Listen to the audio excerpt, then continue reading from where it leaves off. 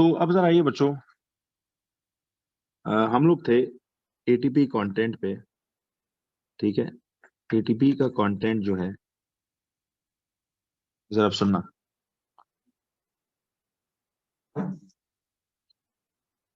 जी जो इस पे मैं आप लोगों को गाइड करूंगा कि टाइम डिवीजन की भी कैसे आहिस्ता आहिस्ता हो जाएगा। थोड़ा एफर्ट शुरू में लगती है, but once you use to it, get use to it, तो फिर ठीक हो जाएगा। जी जी, इस मंडे कोई टेस्ट होगी। मैं भी वापसी पे अनाउंस करता हूँ आपको व्हाट्सएप पे ना, हम भेज देंगे कि जी टेस्ट, होमवर्क, सब पीडीएफ वगैरह सब कुछ के कब कब क्या होगा। ठीक है, आई विल गाइड यू।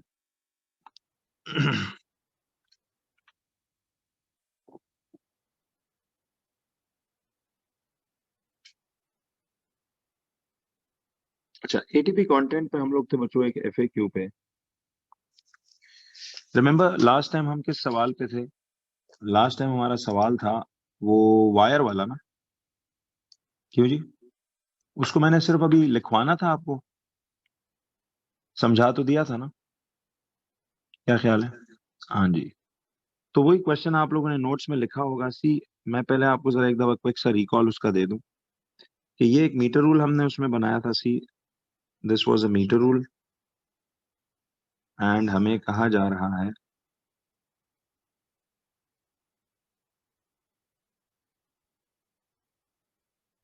तो सी ये आपके पास एक मीटर रूल है। ठीक है, और आपने इधर से वो प्लास्टिसीन का एक पीस स्टिक किया ऐसे, और एक तार का पीस यूं आप ले गए। तो रिमेम्बर, अब हमने इस तार को ऐसे वाइंड करना है,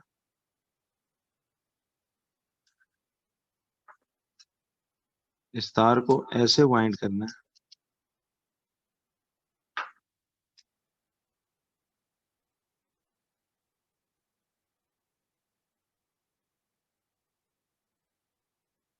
अच्छा सी, इस वक्त तो मैं आपको ये ऐसे ही दिखा रहा हूं, बट अगर रियल लाइफ पिक्चर देखोगे तो what did I tell you कि ये वायर्स के जो रैपिंग्स हैं, दूसरे एंड को बेशक आप ऐसे प्लास्टिसीन से चिपका लो। आप देख रहे हो, ये प्लास्टिसीन है and these are the N number of turns. N एक वैल्यू है, समझ रहे हो? ये एन कैपिटल वैल्यू जो है, इस वक्त मैंने फॉर एग्जांपल कितनी ले ली थी, मैं चलो इसमें फिगर भी अनाउंस कर देता हूँ, 100 टर्न्स। तो आप जब जितना पतली लेंथ हो ना, उसको फिर उतना ज्यादा टर्न्स देने पड़ते हैं।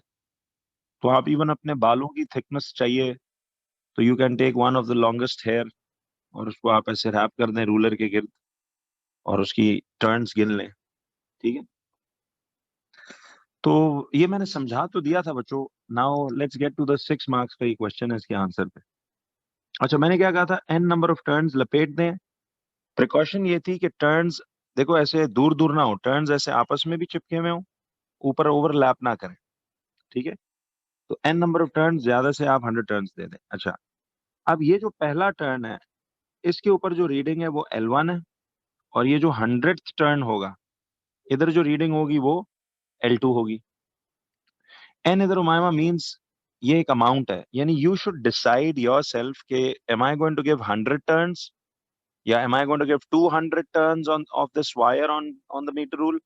तो ये एन वो नंबर ऑफ टर्न्स की वैल्यू है, जनरल वैल्यू बता रहा हूँ। एल्जेब्रिकली ऐसे ही लिखते हैं ना। चलिए, आप अगर इस वक्त कंफ्यूज हो रहे हो नंबर ऑफ टर्न्स से, तो आप उसको एन के बजाय 100 टर्न्स ही मान लो, यानी वो 100 दफा आपने उसको लपेट देना। आप समझ आई? हाजिर वीडियो ऑन ऑफ करके देखें, ठीक हो जाएगा।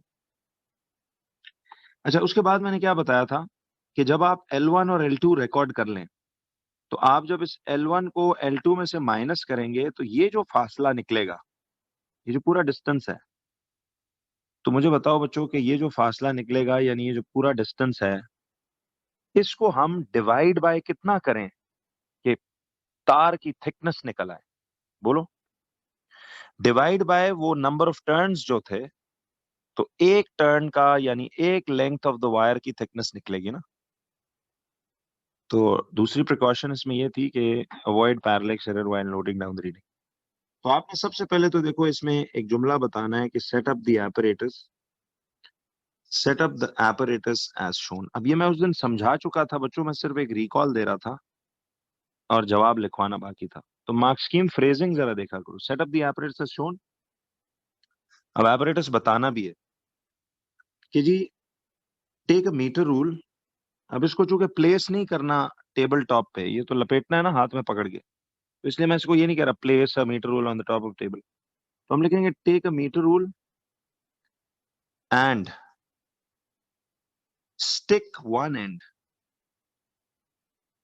ठीक है, take a metre rule and stick one end of the wire, of the copper wire, stick one end of the copper wire to the meter rule, stick one end of the copper wire to the meter rule using what? ये प्लास्टिसीन। प्लास्टिसीन वही modelling clay नहीं होती वैसे। जी this is the answer जी, past paper का mark scheme answer है ये। तो आप लिखोगे take a metre rule and stick one end of the copper wire to the meter rule using plasticine। अब क्या करेंगे? तो ये हो गया भैया ऐसा, metre rule using plasticine. Now what are you going to do? अब ये करना है,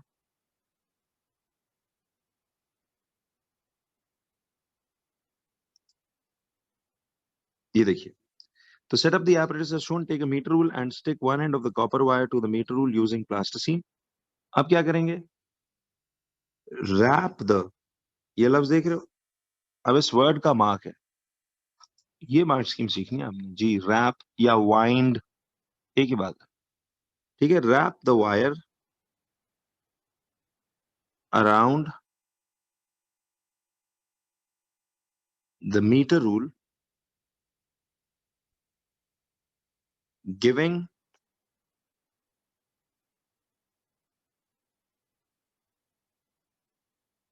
अ लार्ज नंबर ऑफ टर्न्स। चलें ऐसे कह लें, giving a large number of turns, that is, आपको पता ना ये आई ई अंग्रेजी में लिखते हैं शॉर्ट फॉर्म, जैसे फॉर एग्जाम्पल के लिए E.G लिखते हैं, तो आई ई का मतलब होता है दैट इज।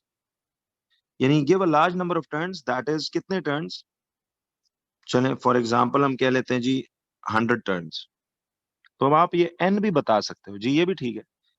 असल वर्ड तो वही है, लेकिन जब थोड़ा अलजबरा कर लोगे ना आमना, तो फिर मैं आप लोगों को ये एन वाले अल्फाज भी बीच में ले आऊंगा।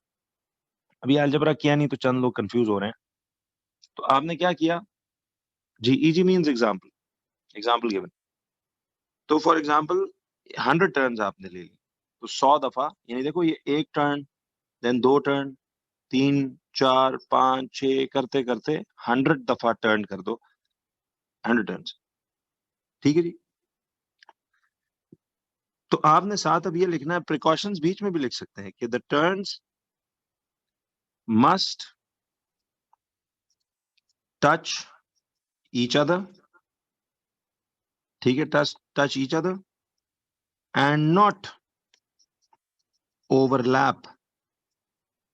ये बात याद है कि टर्न्स को आपस में टच करना चाहिए बट ओवरलैप नहीं करना चाहिए। ओवरलैप समझ रहे हो क्या मतलब है?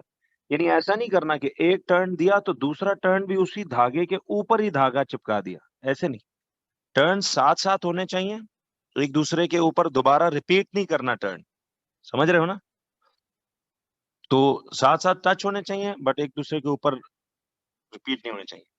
तो the turns must touch each other and not overlap on each other. ये भी एक असल में स्टेप भी है और प्रिकॉशन भी है। तो प्रिकॉशन शुरू में भी लिख सकते हैं, क्यों जी? तो the turns must touch each other and not overlap. क्यों बच्चों? तो टर्न्स को एक दूसरे के ऊपर ओवरलैप नहीं करना, वो टच होने चाहिए। क्लियर? अहमद, प्लास्टिसीन कहते हैं यार, एक वो स्टिकी सा ना मड होता है, एक स्टिकी सा क्ले होता है। ठीक है, तो आप क्या करते हो, एक तार का पीस इधर रख के ना उस पे मीटर रूल पे ऐसे प्लास्टिसीन चिपका देते हो। आप चाहो तो यहाँ एक टेप भी चिपका सकते हो, स्कॉच टेप नहीं होती? तो ये प्लास्टिसीन और स्कॉच टेप का काम कर रही है। It's gonna hold the wire because when you will wind it like this, तो वो वाइंडिंग में क्या होता है, वो तार यूं स्किड करते करते वो इधर से निकलती जाएगी, तो उसको पकड़ना तो है ना एक जगह से।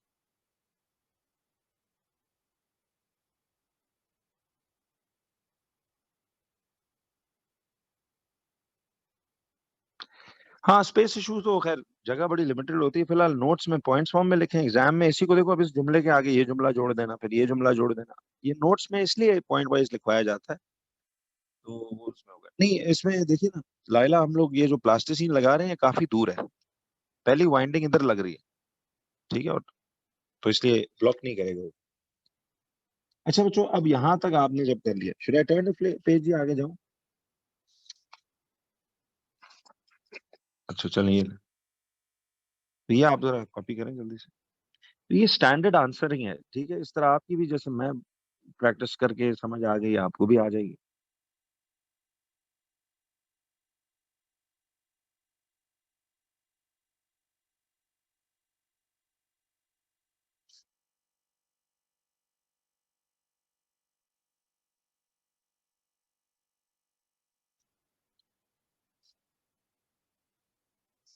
अच्छा जी, यहाँ तक बच्चों क्लियर है?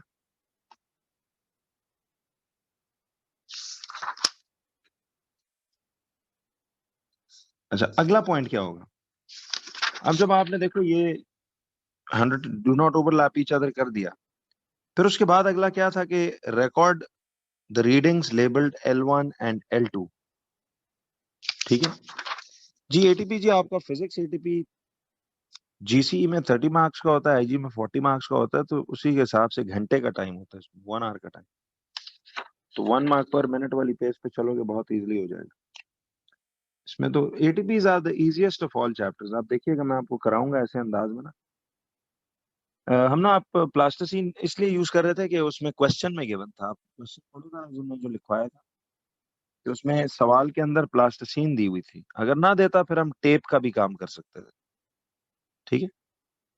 तो it was mentioned in the question, that's why I was using it, otherwise ना दिया होता तो you would have used tape. चलिए, हो गया जी।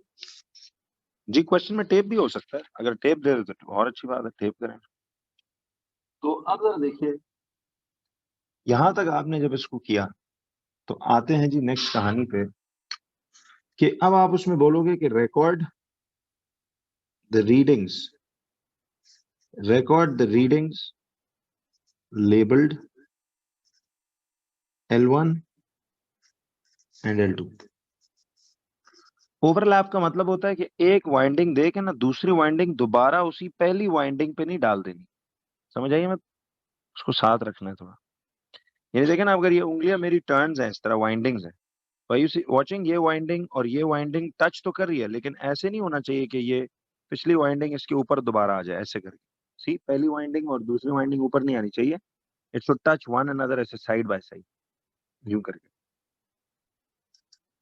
ये बात समझ आया? तो record the reading labelled L1 and L2। अब क्या करेंगे? Subtract L1 from L2 to get the to get the total thickness, to get the total thickness of कितनी टर्न्स? 100 टर्न्स, क्या नहीं?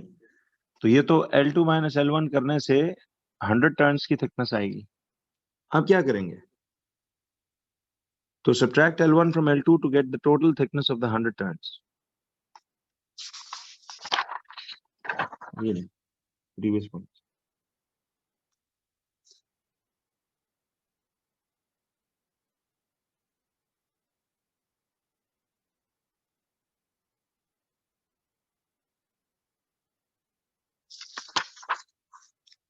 अब आप क्या करोगे बच्चों? टोटल थिकनेस ऑफ 100 टर्न्स जब आ जाए, तो अब हम क्या लिखेंगे? Now divide the total thickness obtained. जो L2 माइनस L1 करने से निकलेगा total thickness obtained by 100 to get the, यानी जितनी भी टर्न्स हैं, by 100 to get the thickness of each wire, ठीक है, या to get the thickness of the wire. अभी बात खत्म नहीं हुई, एक और बुलेट पॉइंट, मैंने लाइन वैसी मुझसे लग गई। अब बच्चों क्या लिखोगे? कि चूंकि देखो अब स्केल इन्वॉल्व है और L1 L2 की रीडिंग्स लेनी है, तो मैंने इधर एक वो बताया था, फिलहाल एक्सप्लेन इसे नहीं किया, आगे करेंगे, अभी हमारा टॉपिक आएगा कि avoid parallax error by placing the line of sight, avoid parallax error by placing the line of sight exactly perpendicular to the scale। ये इसका जी पूरा दी एंड है, ठीक है। तो आपको बच्चों अब देखो एटीपी से एकदम आप बड़े फेमिलियर हो जाएंगे, it's very simple form of a paper, ठीक है जी। नहीं नहीं, परपेंडिकुलर टू द स्केल लिखना है अभी, आई विल एक्सप्लेन दिस आमना बाद में कि what does this wording mean, कि पैरेलक्स एरर क्या है। आगे एक टॉपिक आएगा टाइप्स ऑफ एरर्स का, तो पूरे कोर्स में हमें बड़ी जरूरत पड़ेगी उसकी। देखिए ये इनिशियली कितनी कॉम्प्लिकेटेड चीज लग रही थी कि यार पता नहीं आंसरिंग में कौन सी ऐसी बड़ी अंग्रेजी लिखेंगे, तो I you watching, simple simple bullet points, यानी आंसर ऐसा सिंपल वर्ड्स में क्रिएट करो ना। नहीं, पॉइंट्स तो हम ऑर्डर में होने चाहिए, ऑर्डर में इसलिए कि देखो ना ये एक इंस्ट्रक्शन गाइड है। Suppose if you give it to some any layman जिसको ये नहीं पता, तो आप सोचा करो मेरा जवाब इस काबिल है कि कोई एक आम आदमी भी इसे पढ़े तो समझ जाए कि क्या क्या स्टेप्स फॉलो करने। Keep it simple, order is very important, वरना तो फिर गड़बड़ होगी। ऑर्डर जरूरी है जी पॉइंट्स का, जब भी कोई एक्सपेरिमेंट दे रहे हो ना तो उसमें ऑर्डर बड़ा इंपॉर्टेंट होता है जी। एनसीआईज आप इसे पैराग्राफ में लिखेंगे, मेरे टेस्टों में और नोट्स में आप बुलेट पॉइंट्स रखें, क्योंकि उधर आपको वो स्पेस में थोड़ी नीट राइटिंग के लिए दूंगा, ताकि शुरू से ही आप गंदा गंदा ना लिखें। बट एग्जाम में चूंकि लिमिटेड स्पेस होती है, बट ये जितना आंसर लेंथ का लिखवा रहा हूँ इतना उधर आराम से फिट इन होगा। जी अल्हम्दुलिल्लाह, बिल्कुल जी। एटीपीज पे भी हम उतना ही फोकस करेंगे जितना एमसीक्यू थ्योरी पे, तो बिल्कुल अब्दुल्ला, और भी सेट हो जाएगा अभी तो, मैं बिल्कुल इंशाल्लाह। तो बुनियाद से ना हर चीज आपको समझनी है, that is why I told you कि ये पढ़ाई याद रखें, इस साल सिर्फ ओ लेवल नहीं करना, पिछले 10 साल की पढ़ाई को फिट करना है, और आगे 6-7 साल जो आप आगे यूनिवर्सिटी तक पढ़ोगे उसकी बेस बनानी। नहीं रूबा, वो आपके सिलेबस में नहीं है, वो ए लेवल्स में स्क्रीनिंग और शील्डिंग इफेक्ट, बट आपको जो कराया जाएगा वो। नथिंग इज हार्ड जी, when you will understand it with me इंशाल्लाह, nothing is going to be difficult for you. अभी आप, मैं वही कह रहा हूँ ना, सीनियर से जैसे आप क्लास में जल्दी आए थे, यू सॉ कि हम उनके साथ ईयरलीज कर रहे थे, तो each yearly paper is like a full course revision. तो हम इस तरह के डिटेल जो है ना, 5-5 6-6 7-7 पर्चे फुल फुल डिस्कस करते हैं, तो सोचिए 5-6 दफा कोर्स रिवाइज हो जाता है। बट एफर्ट ज़ाहिर है बच्चे भी करते हैं, तो रिवाइज करके आए होते हैं और ज्यादा बेहतर रिफाइन हो जाता है, शॉर्टकट्स पता लगते हैं, how to manage your paper in time, quick techniques, बड़ी जबरदस्त मजेदार वो सेशन होता है 5 पेपरों का। तो ये चीज का जवाब है बच्चों, कंप्लीट हो गया सबका। अच्छा, अब जब once you are done with this, तो मैं आता हूँ इस पे बच्चों, एक और भी सवाल आता है जिसको हम करेंगे जब आपको मेंजुरेशन में करा दूंगा, ठीक है, जब हम मेंजुरेशन कर लेंगे तो फिर हम इस पे बात करेंगे कि जी, ठीक है। जी जी बिल्कुल, ये जितना लेंथ ऑफ द आंसर है ये बिल्कुल फिट इन होगा, ठीक है। अच्छा, शुड आई प्रोसीड जी? डन? कोई रहता तो नहीं वो बता दे सर।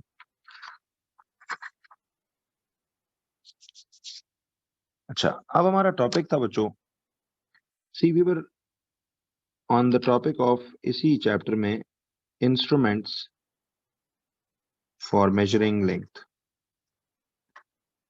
देखिए, इंस्ट्रूमेंट्स फॉर मेजरिंग लेंथ हमारा यही टॉपिक चल रहा था, और उसमें हमने पहला इंस्ट्रूमेंट मीटर रूल को समझ भी लिया, और देखिए इसका यूज वूज भी सारा हो गया एटीपी से रिलेटेड।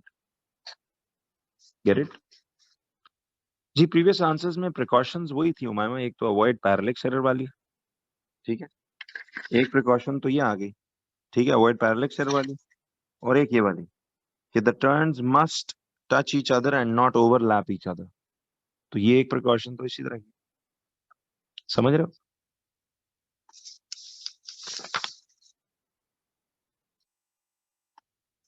अच्छा जी, मीटर रूल का हमने आंसर बच्चों कर लिया, ठीक है। अच्छा, अब आ जाओ जरा एक नेक्स्ट बात की तरफ। मीटर रूल के बाद वर्नियर कैलिपर क्या है? वर्नियर कैलिपर, ये आज आपका बच्चों सेकंड इंस्ट्रूमेंट है।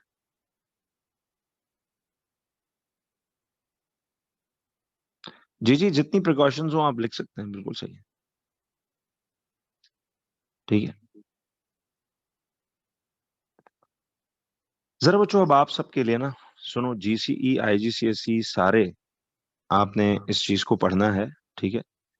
वर्नियर कैलिपर्स बच्चों बेसिकली आपका एक सेकंड इंस्ट्रूमेंट है for measuring length. Metre rule से तो देखो आप बचपन से आपका पाला पड़ रहा है, ठीक है जी? लेकिन आपको देखिएगा मैं ये कितना फिट करके आसान तरीन अल्फाज में चीज़ को समझाऊँगा कि आप कहोगे यार ये तो मसला ही नहीं। नाउ वॉच, हर चीज़ लॉजिकल होगी। देखिए, वर्नियर कैलिपर क्या है? याद रखिए बच्चों, इट इज़ एन इंस्ट्रूमेंट। ये ज़रा कह लो थोड़ा-सा एक अपर लेवल का एक, it is an instrument which is used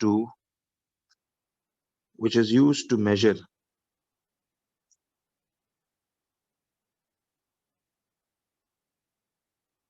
internal and external diameters of objects। याद रखिए बच्चों कि वर्नियर कैलिपर बेसिकली एक इंस्ट्रूमेंट है, ठीक है जी? It is an instrument which is used to measure internal and external diameters of objects। यहाँ तक क्लैरिटी है बच्चों कि ये इंटरनल और एक्सटर्नल डायमीटर्स ऑफ ऑब्जेक्ट्स नापता है। अब मैं आपको बताता हूँ कि ये क्या चीज़ है। ज़रा अब देखो। देखिए बच्चों, आप ये जो मिसाल के तौर पे ये जो ग्लास में पानी पीते हो, हैव यू एवर नोटिस्ड कि ये जो सिलिंड्रिकल सपोज एक ग्लास है ऐसे करके, एक जार है या कुछ भी, हैव यू सीन कि इसको अगर आप कभी क्लोजली देखें तो ये सारा पोर्शन, ये जो मैं शेड कर रहा हूँ ब्लूइश, ये क्या चीज़ होती है जो ब्लूइश शेडिंग दे रहा हूँ मैं? इस सारे इलाके में कौन होता है? वो ग्लास मटेरियल ही पैक नहीं हुआ होता। इस सारे इलाके में ग्लास पैक हुआ हुआ है ना, यानी इसमें शीशा पैक हुआ हुआ है सारा, ये थिक ग्लास है, या नहीं? क्या ख्याल है? यस और नो? तो ये इसमें एक थिकनेस ऑफ ग्लास है। लाइकवाइज आपने देखा होगा ये जो पाइप्स होते हैं, मिसाल ये जो अंडरग्राउंड सीवरेज पाइप्स हैं या ये जो मेटल पाइप्स होते हैं, मेटल पाइप्स इस तरह के आपने देखे हैं, उनमें यहाँ पे ऐसे करके इस सारे इलाके में वो मेटल पैक हुआ होता है। वो सॉलिड मेटल इसके इस इलाके में वो सारा सॉलिड मेटल बंद हुआ होता है। तो ये थिकनेस है पूरे पाइप की जो एंड तक यूं जा रहा है। समझ रहे हो? क्या ख्याल है? तो ये वो थिकनेस ही है पाइप्स की जो ऐसी जा रही है। अब सवाल क्या है? इसी तरह देखिए जैसे वो टिश्यूज का रोल नहीं होता, आपने देखा है जो टॉयलेट रोल्स होते हैं, उनकी आप जरा अगर गौर से देखो, मिसाल तो देखो यहाँ से उन टॉयलेट रोल्स में आपको ऐसे एक वो मिलता है ना, तो ये सारी उसकी इधर वो टिश्यू पेपर का वो सारा मटेरियल बंद हुआ है कि नहीं? तो इस टाइप की जो चीजें हैं, सुनना मैं आपको बताता हूँ। पहले तो पर्पस देखो। जरा बच्चों एक बात बताओ, ये तो मैं साइड से व्यू दिखा रहा हूँ ना, तो एक ओवलिश डिजाइन दिखा रहा हूँ। बट आप अगर इसे टॉप से देखो तो क्या ये देखिए, जब आप इस चीज को या फर्ज करो इस चीज को यहाँ साइड से इधर से देखेंगे या इस टॉयलेट रोल को यहाँ टॉप से देखेंगे, तो टॉप व्यू में कैसी शक्ल दिखेगी? Can anybody tell me? Top view में ये एक परफेक्ट सर्कल होगा या ओवल होगा? ये तो एक थ्री डी व्यू दिखा रहा हूँ। परफेक्ट सर्कल होगा, देखिए ऐसे करके, ठीक है? और ये ऐसे करके यूं करके आएगा, ऐसे ही है। और इस इलाके में there will be all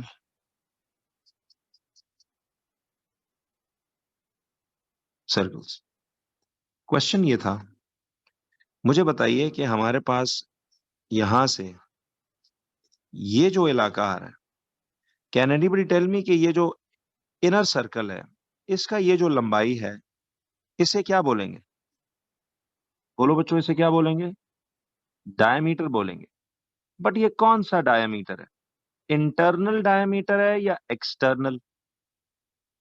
जी बिल्कुल सही है। तो हम इस इलाके को बच्चों बोलेंगे कि this is the internal diameter. देखो ये बातें पता है क्या है, एक दफा बच्चों एफर्ट करनी है। Again I told you, do not worry at all कि हमने ऊपर चैप्टर नंबर की क्या हेडिंग डाली हुई। इट्स अबाउट कॉन्सेप्ट, बिकॉज पूरे सिलेबस में से देखिए ना, अब ये बात जब बंदा आपको देखिए, आज से पहले लाइफ में कभी ये बात आपने नहीं सुनी थी, और बंदे को लगता था यार पता नहीं कौन सा मिशन इम्पॉसिबल है जिसपे मैंने जाना है, तो पता नहीं कौन से जनाब कोई अमेरिका की फौज के 25 बंदे मैंने काबू करने हैं। ऐसा कुछ भी नहीं है भाई। ना माउंट एवरेस्ट चढ़ना है, काम आसान सा है कि पूरे सिलेबस में से 145 मार्क्स आपने स्कोर करने, यानी आउट ऑफ 145 आपका ये पूरा सिलेबस आएगा। तो रोज बस आप टारगेट रखो कि जी मैं 1 मार्क अपना पक्का करके जाऊंगा, और इधर तो फिर हम फिजिक्स में 6-6 मार्क का काम कर रहे हैं। समझ रहे हो? तो ये चीज है कि आपको इंशाल्लाह कभी कभार सिर्फ 1 मार्क का हम पढ़ेंगे, कभी कभार हम 4-4 मार्क का कंटेंट क्लास में पढ़ेंगे। जी मैं हमने ये कह रहा था कि if you look at any of the see the glass of water that you drink, आपने देखा उसमें इस तरह की एक थिकनेस ऑफ ग्लास होती है, या ये जो मेटल पाइप्स होते हैं गैस के या अंडरग्राउंड पाइप्स जो लगे होते हैं, आपने देखा ना उसमें ये जो शेडेड इलाका है इसमें वो मेटल पैक हुआ होता है। इस शेडेड इलाके में ग्लास पड़ा हुआ है सारा, ये थिकनेस ऑफ ग्लास है। और आपने वो जो टॉयलेट रोल्स देखे, टॉयलेट रोल्स में इस सारे इलाके में वो कागज होता है ना, टिश्यू पेपर का कागज होता है, देखा हुआ आपने? जी बिल्कुल, पेन की कैप भी एक एग्जाम्पल, कोई भी चीज मतलब जिसकी थिकनेस है। तो मैं ये कह रहा था अगर आप इन सारे चीजों को टॉप से देखो, तो ये टॉप से एक circle with in a circle नजर आता है, ऐसा ही है। तो मैं ये कह रहा था कि ये जो अंदर वाले सर्कल का ये फासला है, दिस इज विच डायमीटर? याद है, डायमीटर सेंटर से गुजरना चाहिए। ये हम आप लोगों को समझ में आया रूबा कि ये कौन सा है? This distance is internal diameter, अंदर वाला डायमीटर है ना ये। क्या ख्याल है? और मुझे एक बात बताओ, ये जो पूरा बाहर वाला सर्कल है बच्चों, ये वाला, सी दिस सर्कल, इसका मुझे जरा बताइएगा ये जो फासला है, दिस वन, ये कौन सा डायमीटर है बताइए? तो this is going to be the external diameter. असल में ये फासला यही वाला है, देखो इधर से लेके इधर तक वाला, लेकिन मैं इसे थोड़ा सा बाहर करके बना रहा हूं। तो ये इसका कहलाएगा कौन सा डायमीटर? ये कहलाएगा external diameter. Now tell me बच्चों कि इसका इंटरनल और एक्सटर्नल डायमीटर्स में क्या कोई फर्क होगा या सेम होंगे? Will the external diameters be the same और will they be different? They will be different. तो बच्चों इस तरह के डिजाइन या इस तरह की एपरेटसेस में, या जो हम डेली लाइफ में चीजें, जो ग्लास है कि इस ग्लास की थिकनेस क्या है, इंटरनल डायमीटर क्या है, एक्सटर्नल क्या है, इस पाइप का इंटरनल एक्सटर्नल क्या है, तो उस तरह के सिचुएशंस में जो बेस्ट इंस्ट्रूमेंट है वो हम कौन सा यूज करेंगे? Vernier calliper. तो इसीलिए देखिए, vernier calliper is used to measure the internal and external diameters of objects. ठीक है, ज्यादातर ये इसलिए होता है। जी जी बिल्कुल Isa, will learn them in great detail, don't worry at all. जी परफेक्ट सर्कल ना भी हो तो हसन देखते हैं अभी जरा इसको क्या किया जाए। तो आपने जब भी इंटरनल एक्सटर्नल डायमीटर्स निकालने हो, आप फिर हमेशा वर्नियर कैलिपर यूज करेंगे। बच्चों वर्नियर कैलिपर का ना एक जो डायग्राम है, you don't need to know how to draw the vernier calliper. आपको वर्नियर कैलिपर की ड्राइंग बनाना नहीं सीखनी। जी अब आधी अभी समझ में आ जाएगी, रुक जाइए। नहीं अंश, मेरे पास वो थे, वो जरा शिफ्टिंग में इधर उधर हो गए होंगे।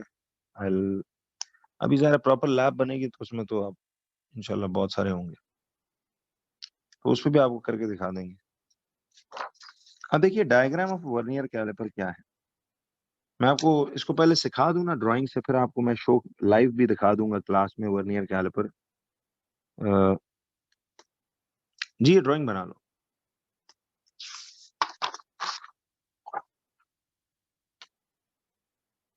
तो मैं ये कह रहा था कि देखो ये वाला जो डायमीटर है ना, ये इंटरनल डायमीटर है, और ये जो पूरा ऐसे बाहर करके मैं निकाल के दिखा रहा हूँ, ये इसका एक्सटर्नल डायमीटर है।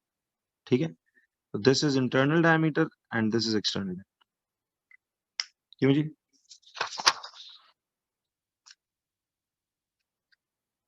अच्छा, अब जरा सवाल ये है कि देखिए डायग्राम्स ऑफ वर्नियर कैलिपर क्या है।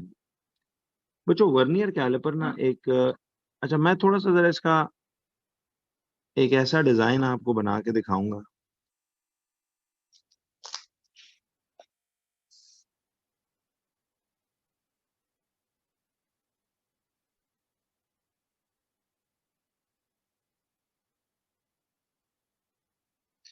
आपने देखा बच्चों इस तरह का ये एक वर्नियर कैलिपर डिजाइन होता है। अब मैं आपको इसमें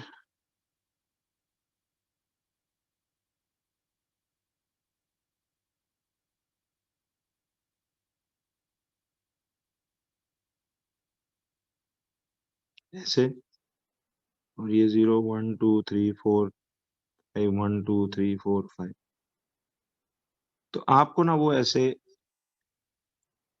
ये ड्राइंग इतनी सही ना भी बने तो कोई मसला नहीं, ड्राइंग आपको बनाने को नहीं बोलेगा। जी बिल्कुल, फिलहाल नोट्स में बना लो, रफ सा बनाओ, कोई इतनी नीट राइट बनाने की जरूरत नहीं। ये इंस्ट्रूमेंट जी एक आपने शायद देखा हो डेली लाइफ में, ये यूज करते हैं नॉर्मली ज्यादातर इंजीनियर्स या कंस्ट्रक्शन में, जब उन्होंने थिकनेसेस थोड़ी बहुत छोटी बड़ी करनी हो। अब याद रखना कि हम इनको, ये जो दो नीचे से आप देख रहे हो ना, ये जो रेक्टेंगल से बने हुए हैं, these are called lower jaws, इन्हें बोलते हैं लोअर जॉज। और ये जो ऊपर आपके पास आए हुए हैं, this and this, these are called upper jaws. याद रखें, इन्हें लोअर जॉज कहते हैं और इन्हें अपर जॉज कहते हैं। ठीक है, तो एक ये लोअर जॉज होंगे और ये अपर जॉज कहते हैं। जी मैं ऐसा बताता हूँ, जी बना लो। तो ये जो ऐसे कान की तरह ये ईयर्स ऑफ दिस कैलिपर, ये जो बाहर नहीं निकले वैसे outside, these are upper jaws and these are lower jaws. अब देखो बच्चों एक होता है इसी तरह ना इस कैलिपर का, देखो ये वाला तो फिक्स जॉ है, ये वाला जॉ जो है ना ये मूवेबल होता है आगे पीछे। ये जो सेकंड है, ये नंबर वन वाला या ए वाला कह लो, ये फिक्स्ड है, और ये जो बी वाला जॉ है ये आगे पीछे ऐसे मूव करता है। समझ रहे हो? ये मैंने एग्जैक्ट डायग्राम नहीं बनाया, ये आगे पीछे ऐसे मूव करता है, ये बी वाला जॉ, ये जो पूरा रेक्टेंगल्स है, you can hold it and move it forward and backward. जब आप इस जॉ को फॉरवर्ड मूव करते हो ना, तो यहाँ बैक से ना इस कैलिपर के एक रॉड सा निकलना शुरू हो जाता है। इसे हम बोलते हैं क्या चीज, इसे हम बोलते हैं tail of the vernier calliper. ठीक है, इसे टेल ऑफ द कैलिपर बोलते हैं। तो ये तीन मेन डिजाइन है इसमें, एक है लोअर जॉ, और ये इसका ऊपर वाला जबड़ा या अपर जॉ है। ठीक है, बताता हूँ इनके फंक्शंस क्या है। और यहां से ये जो एक रॉड सा एक्सटेंड होता है बैक से, सी आप जैसे जैसे इस बी वाले को आगे पुश करते हो, नहीं इसको खोलते जाते हो, तो यहाँ से बैक से एक टेल एक्सटेंड होती निकलती जाती है। ठीक है, जी ड्रॉ कर लें। जी बिल्कुल ऐसे ही। वैसे किसी के पास घर में पड़ा हुआ है vernier calliper? Anybody has it? हाँ, जरा आज आप लोग प्लीज मंडे को ना जिस जिसके पास है जरा काइंडली लेके आइएगा। मेरे वो शिफ्टिंग में सामान सामान अब पता नहीं इधर उधर हो गया होगा, तो वो भी जो नई हमारी प्रॉपर लैब बनने वाली है अभी इंशाल्लाह, उसमें फिर सब कुछ अवेलेबल होगा। तो मंडे को ना याद से जरा कैलिपर ले आइएगा, बॉयज गर्ल्स जिस जिसके पास भी है, तो मैं आपको जरा उस पर भी करके दिखा दूंगा, बहुत ईजी समझ में आ जाएगा। तो आपको उसको भी यूजेज करना आना चाहिए। मैंने कहा था ना बच्चों, अब आहिस्ता आहिस्ता ना जैसे जैसे साइंस पढ़ते जाओगे ना, अपनी छोटी मोटी यार, बस कोई जरूरी नहीं कि वो कमरा चाहिए, बट एक टेबल के ऊपर भी ना एक छोटी सी फिजिक्स केमिस्ट्री लैब टाइप आपकी होनी चाहिए अपनी भी। इससे बड़ा दिमाग खुलेगा आपको। देखना इस बार मैं हर चीज प्रैक्टिकली कराऊंगा। जब हम मिसाल के तौर पे क्लास में इलेक्ट्रोमैग्नेट बनाना सीखेंगे ना, तो मैं आपको कहूँगा यार घर जाओ, बड़ी सिंपल apparatus चाहिए होती है और आप बेहतरीन किस्म का मैग्नेट, एक लोहे की कील से मैग्नेट बना सकते हो। एक लोहे के छोटे से रॉड से आप जबरदस्त परमानेंट मैग्नेट बना सकते हो। इसी तरह जब सर्किट्स की बात कराऊंगा तो मैं आपको कहूँगा यार वो मार्केट से मिल जाते हैं टॉय लैंप्स, वो 5-5 रुपए के छोटे चाइना वाले टॉय लैंप्स मिलते हैं। सेल, बैटरी, पावर सप्लाई छोटी मोटी ये तो अवेलेबल होती है आराम से। तो प्रैक्टिकली इस बार करना है हमने हर चीज। क्लास में I explain it to you, आप जरा मुझे उसका मॉडल जो है ना अगले दिन तैयार करके ला के देंगे। पढ़ाई का इसमें मजा आएगा फिर आपको। नहीं नहीं इंशाल्लाह हम ना, आप देखिएगा मैं आपको वो इलेक्ट्रिसिटी मैग्नेटिज्म का सेक्शन इतना जबरदस्त कराऊंगा ना आप लोगों को, आधा इलेक्ट्रिशियन बना दूंगा इंशाल्लाह आपको उधर ही। तो हर टफ चीज का वो बस वो वाले सेक्शन थोड़ा सा स्कूल्स में जल्दी जल्दी में कराते हैं, लेकिन I do it in great detail with you इंशाल्लाह। और मैंने जैसे आपको कहा था हम लोग का सीक्वेंस अलग होगा। सेक्शन ए के बाद I will instantly move to section E, क्योंकि याद है सेक्शन ए और ई से 90% पेपर बनेगा। वो मैंने आपको सबूत भी दिखाया था ईयरलीज में। तो अपर जॉज और यहाँ पे हमारे पास है लोअर जॉज। ठीक है जी। अब जरा मुझे एक बात बताओ कि देखिए ये अपर जॉज, लोअर जॉज और टेल ऑफ द कैलिपर, इसका क्या फंक्शन है, जरा देखें। आप हेडिंग डालो ऐसे, फंक्शन ऑफ लेबल्ड पार्ट्स। ये जो पार्ट्स लेबल्ड हैं इनका फंक्शन क्या होगा। देखो चैप्टर 1 2 पे टाइम इसलिए भी ज्यादा लगता है अक्सर बिकॉज उसमें आप पूरे सब्जेक्ट की बुनियाद समझ रहे होते हो। जी अब आधी अभी समझ आ जाएगी, तो मैंने कुछ समझाया ही नहीं।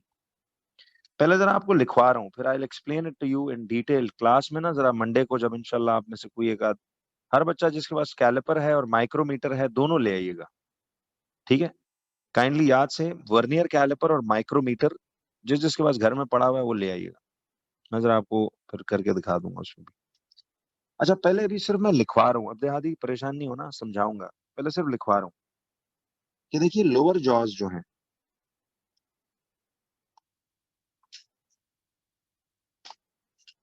लोअर जॉज का क्या फंक्शन है। ये जो नीचे वाले जबड़े हैं कैलिपर के, आपको पता है बच्चों, इसमें हम उस ऑब्जेक्ट को प्लेस करते हैं इन जॉज के अंदर। जरा गौर से देखना। अब ये वही वो जो ऐसी वाली ऑब्जेक्ट थी ना जिसकी इंटरनल थिकनेस या डायमीटर कुछ और है और आउटर कुछ और है, तो लोअर जॉज में हम ऑब्जेक्ट को एक्सटर्नली फिट करते हैं। यानी ये जॉ खोलते हैं बी वाली और उसमें ऑब्जेक्ट प्लेस करते हैं। मुझे बताओ इस डायग्राम से क्या समझ में आया। नहीं वर्नियर कैलिपर एग्जाम में ड्रॉ नहीं करना, ड्रॉन मिलेगा उससे रीडिंग निकालना सीखनी है। असल टास्क ये है, बड़ा आसान टास्क है, बताऊंगा इसका इजी सा वे। तो बताओ बच्चों कि ये जो पूरा एक जॉ है इसका, व्हाट डू यू थिंक, इसमें इस वक्त ये लोअर जॉज क्या काम कर रही हैं। ये आपको इंटरनल डायमीटर मेजर करके दे रही हैं ये जॉज, या एक्सटर्नल डायमीटर, बताना। एक्सटर्नल, क्योंकि आउटसाइड से इसको ट्रैप किया है ना। तो लोअर जॉज लिखिए आर यूज्ड टू मेजर, वो कैसे मेजर होगी वो बताऊंगा। I use to measure the external diameter, I use to measure the external diameter. और ये जो अपर जॉज है, see what are these upper jaws going to do. Upper jaws क्या करेंगे, they are used to measure, ये याद कर लो, measure the internal diameter of the objects. याद रखिए कि ये आपको इंटरनल डायमीटर मेजर करके देगा। अच्छा जी। अब आइए जरा नेक्स्ट। तो लोअर जॉज का काम था एक्सटर्नल डायमीटर, अपर जॉज का काम था इंटरनल डायमीटर। और बच्चों ये जो टेल ऑफ द कैलिपर है,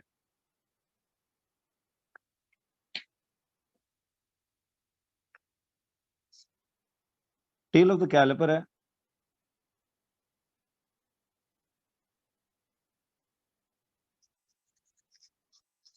it is use to measure, ये मैंने भी कुछ समझाया नहीं, बताता हूँ। Use to measure the depth of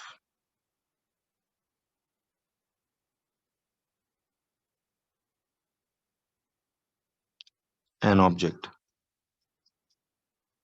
ये सब पहले लिख लो ताकि जब समझाऊं तो समझ में आए। जी आई टेल यू जी how do the upper jaws work. बिल्कुल करेंगे। फिलहाल आप एक, असल में पता है कभी गौर किया करो, जब मैं समझाए बगैर आपको नोट्स लिखवाऊं ना, इसका मतलब है मेरी आगे क्या होने वाला है कि जब बात सिखाने लगूंगा देन आई वुड एक्सपेक्ट आप बोर्ड पे देखें। समझ रहे हो? आप एक्सपेक्ट मैं करूंगा कि आप बोर्ड पे देखें। ठीक है जी। अली आबिद वीडियो बंद कर दो बच्चे। अली आबिद, बच्चे वीडियो बंद कर दें। तो एक चीज जहन में रखिए बच्चों, तो इसलिए I would like all of you to write it first so that when I am explaining it to you फिर आप बोर्ड पे देखें ताकि समझ में आए। तो ये आप फिलहाल लिख लें तीन। द लोअर जॉस क्या करेंगी, अपर जॉस क्या करेंगी, टेल क्या करेगी, ये मैं आपको समझाऊंगा।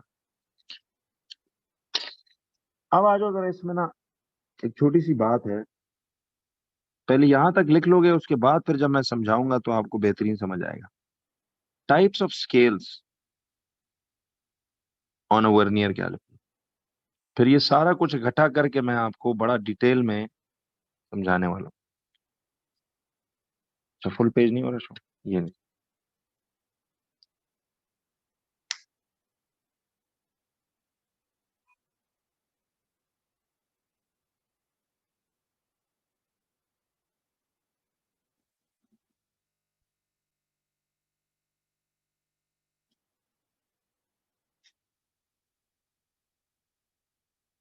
जी एहसान में आता हूँ उस पर। हो गया बच्चों यहाँ तक? जी बिल्कुल। जी हमने ऐसे ये दो स्केल्स होते हैं जी बच्चों। Types of scales on a vernier calliper. देखो स्केल्स की ना वर्नियर कैलिपर पे दो टाइप्स की स्केल्स होती हैं। ये जो मैंने आपको नहीं इधर ये जो ग्रेजुएशंस दिखाई, ये इस तरह वाली और एक ये नीचे वाली। अब याद ये रखना है कि आपके पास वर्नियर कैलिपर पे एक होता है fixed scale, one is a fixed scale. जी ये लीजिए इब्राहिम, आज थोड़ा लिखते हुए सुस्ती चल रही है।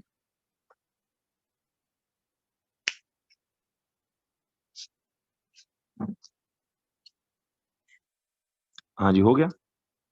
चलो, तो टाइप्स ऑफ स्केल्स हैं दो बच्चों। एक होता है फिक्स्ड स्केल और दूसरा है मूवेबल स्केल। तो वर्नियर कैलिपर पे ये दो तरह के स्केल्स होते हैं। जब भी कोई चीज दो टाइप्स की हो ना तो हेडिंग डाल के ऐसे दो ब्रांचें बनाओ, नोट्स बनाने के डिजाइन भी जरा सीखते जाओ। चलो, एक फिक्स स्केल होगा और एक मूवेबल स्केल होगा। अच्छा फिक्स स्केल क्या होता है? याद रखो बच्चों, fix scale is also known as the main scale. अब ये ऑफिशियल वर्ड्स हैं। ए के ए लिखो मतलब also known as. Fix scale is also known as the main scale.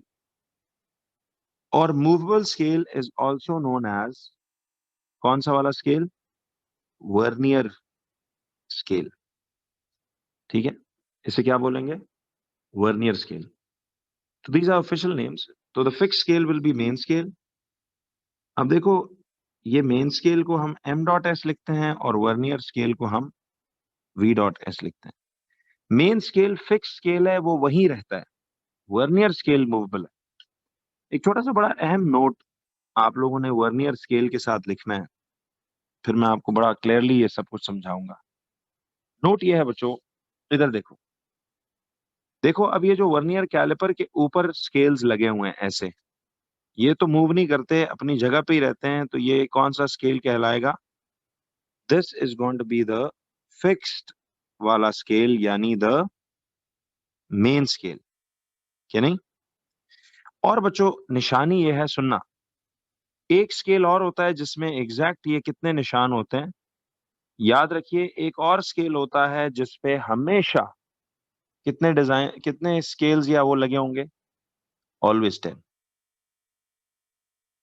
हमेशा 10 डिविजन। यानी ये जिधर 10 छोटे निशान लगे होते हैं, ऑलवेज 10।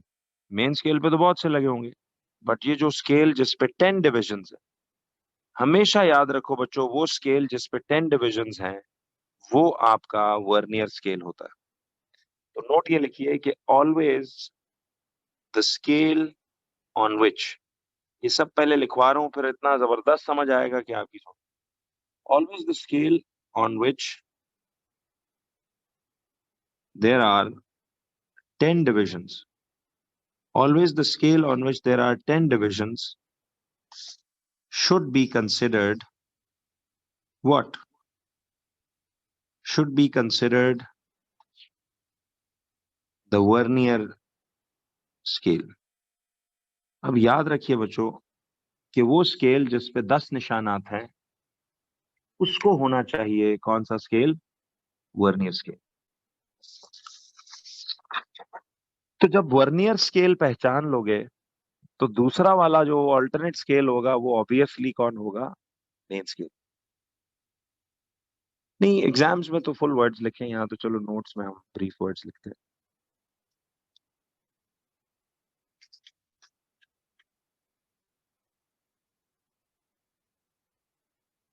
क्यों बच्चों?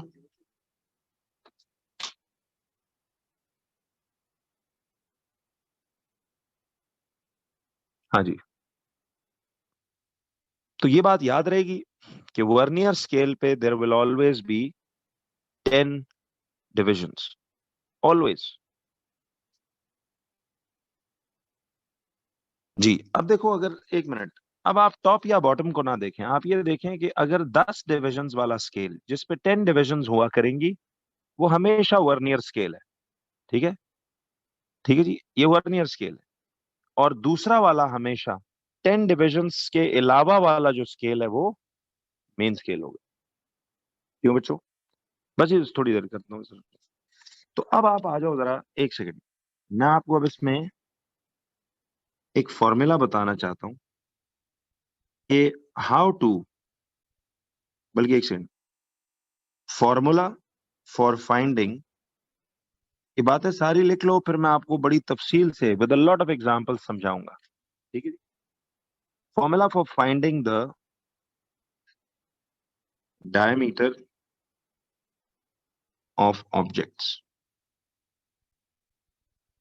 आपने ये फॉर्मूला याद करना है, फिर इसकी एप्लीकेशन निहायत आसान है। I will make it so simple for you कि आप देखना देखते साथ 10 सेकंड में जवाब निकालें। तो इसके में बहुत सारे, ये असल में आपका एक एमसीक्यू आता है इस पे।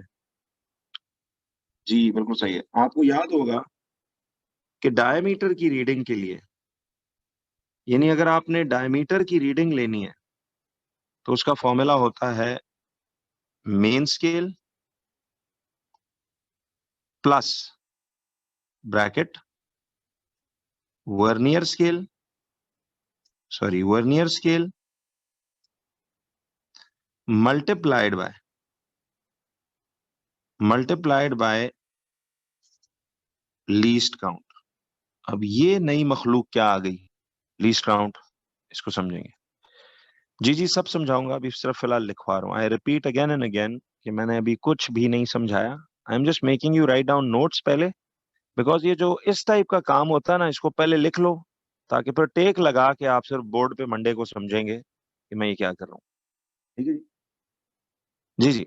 मैं ये कह रहा था, अभी ये भी लिख लो कि जिस स्केल के ऊपर, देखिए, जिस स्केल के ऊपर ना ये जो 0, 5, 10, ये 10 डिविजन्स की मार्किंग लगी हो, दैट वाला scale would be considered vernier scale. You have to learn this.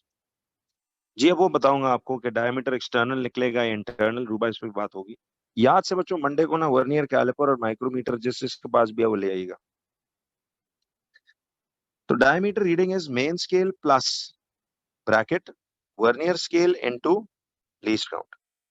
ये है इसकी डायमीटर ढूंढने का फॉर्मूला।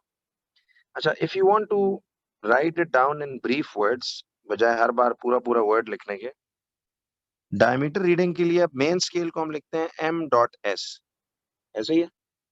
प्लस की जगह आ जाएगा प्लस, वर्नियर स्केल का हम लिखेंगे v.s इनटू लीस्ट काउंट का हम लिखेंगे l.c। तो डायमीटर की reading will be main scale plus the vernier scale into the least count. तो main scale plus vernier scale into the least count. Clear है यहाँ तक? जी बिल्कुल, मैं एक्सप्लेन करूंगा। लीस्ट काउंट भी बहुत आसान एक चीज है। अब ये तो फॉर्मूला पहले लिख लो। आई रिपीट, मैंने अभी तक कुछ नहीं समझाया, पहले I am making you right it, because वरना अगर आप ये समझाते हुए लिखते रहोगे साथ साथ तो सब कुछ खराब हो जाएगा। जी बस 1 मिनट ये और चीज। अब बच्चों पढ़ाई का स्टेमिना भी ना आप लोगों ने जरा बनाना है, बिकॉज थोड़ा सा मैं देख रहा हूँ कि जरा चंद बच्चे बेचारे, उसके लिए आपकी डाइट, नींद और एक्सरसाइज दिन में मेक श्योर करें बच्चों please. Give 1 to 1.5 hours to your physical exercise also. ठीक है, एक फॉर्मूला आखिरी लिखो, इसको फिर चलो करेंगे नेक्स्ट क्लास में। जी जी बायोलॉजी बिल्कुल है, बायो कंप्यूटर्स गर्ल्स बॉयज दोनों की है, इंग्लिश भी है। क्लासेस प्लीज लेना बच्चों, मिस ना करना, फिर वो इन क्लासेस की रिकवरियां नहीं होंगी ये जो अभी तक हो रहा है। अब एक फॉर्मूला लिखिए, फॉर्मूला फॉर लीस्ट काउंट। आप जरा पहले ये फॉर्मूलाज याद कर लोगे, फिर मैं आपको बताऊंगा कि इसको कैसे वो करना है। लीस्ट काउंट होता क्या है इस पे भी बात करेंगे। देखिए लीस्ट काउंट का फॉर्मूला आप लोग लिखिए जरा पहले। Least count is value of one division, one division, value of one division on the main scale divided by total divisions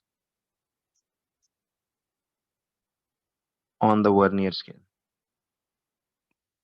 याद रखना बच्चों, मेन स्केल कहते हैं value of one division, value of one division on the main scale